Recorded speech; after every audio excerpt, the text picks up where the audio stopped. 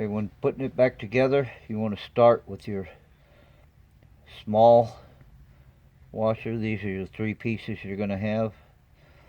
Start with the skinny one, place it in first.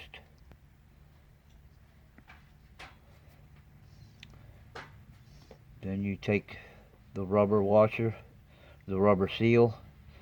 There's a groove on one side, the other side is flat.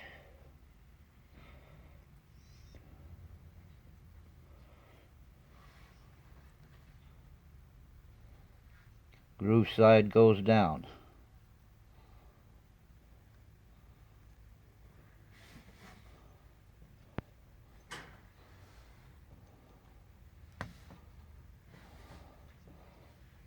Push that in.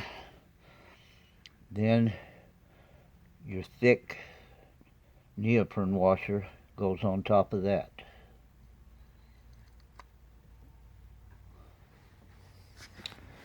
Once that's in, you want to install your flat washer on top of that.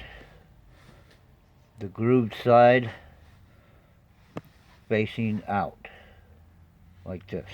Goes back in here. Push in.